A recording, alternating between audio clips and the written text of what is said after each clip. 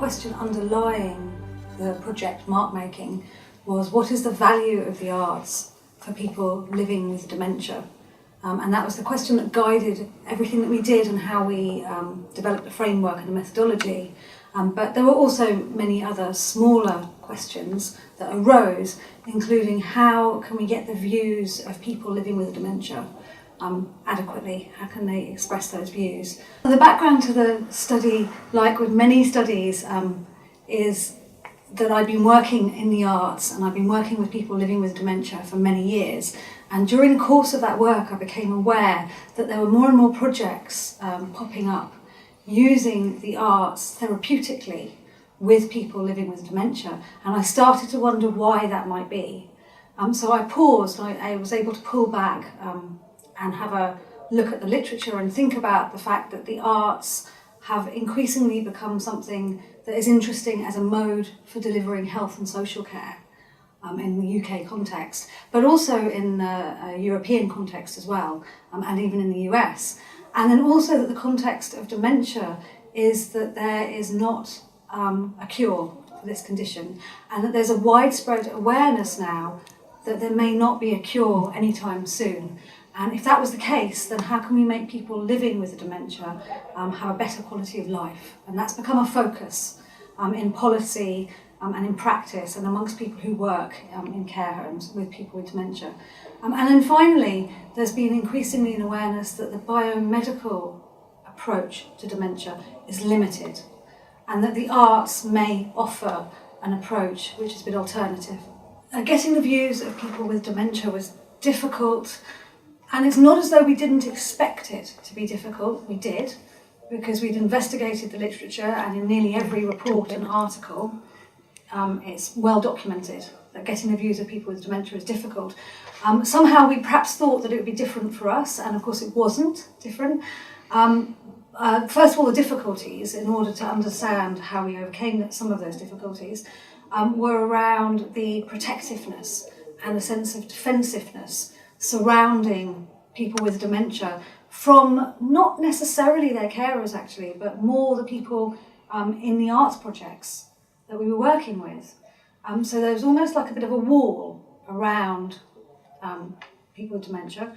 And also there was a pragmatic difficulty, which is that as researchers on a limited timescale and a very limited budget, we just didn't have the time to develop a relationship within the projects with people with dementia, so that they felt they could trust us enough to say what they really needed to say. But we nonetheless, we did manage to get the views of 24 people living with dementia, and we did this with a series of methods, including a questionnaire that we developed very carefully to be non-threatening and easy to understand, and also by using focus groups and telephone interviews, which were actually very effective, and also one-to-one interviews. So we used a series of methods. We worked with 4 projects that were varied and I think quite representative of the different participative art projects around the UK. But we looked at far more than that, because we developed a map using Google Earth, which demonstrates the variety and scope of projects happening around the UK, and that shows that there are around 100 participative art projects for people with dementia. What I mean by the arts might be very different from what you might mean or anybody else might mean by the arts, and they're notoriously difficult to define, and I think woe betide anyone who does really try to pin down this. So the arts, if you like, is much more of a slippery term and perhaps a conceptual one, or a notion rather than something that you can really pinpoint. There's a dictionary definition which is quite helpful, which say that they're a non-scientific method of knowledge or branch of knowledge, but I'm not sure I even necessarily agree with that. In the end, I was helped most of all by Tolstoy, and he wrote a book called What is Art in around 1890.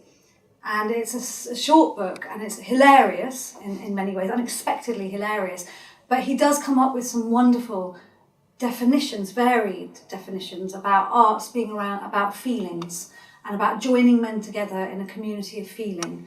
And if the arts don't do that, then they do nothing. And I found that very helpful when approaching this project. The question of value is even trickier, perhaps.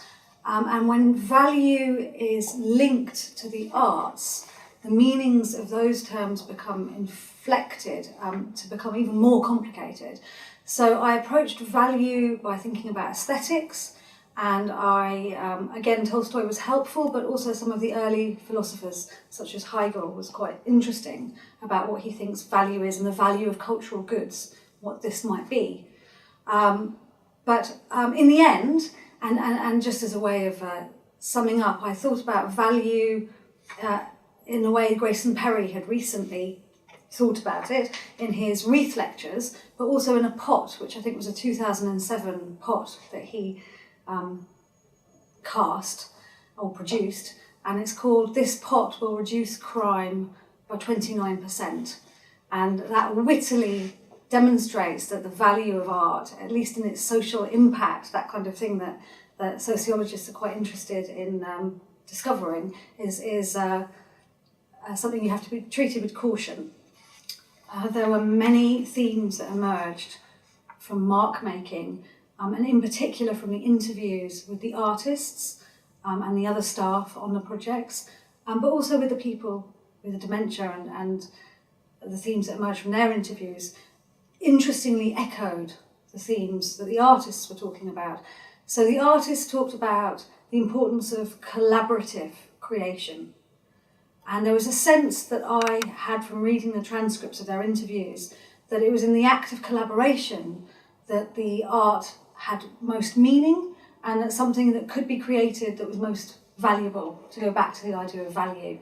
And in that sense, that value is not a quantifiable idea, but it's something that is very definitely present, but a bit more nebulous. There was also the idea of space. So a lot of time would be taken in the arts projects to organise the space in which they were happening. And that might be the organisation of chairs, that might be making sure there was tea and coffee, and making sure that it was warm enough. So there's some very physical and tangible aspects to space.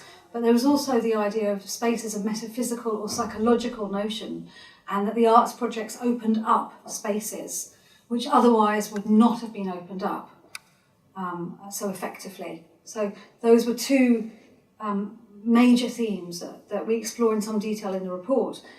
But also, from the participants' points of view, there was the idea of playfulness and joking and fun.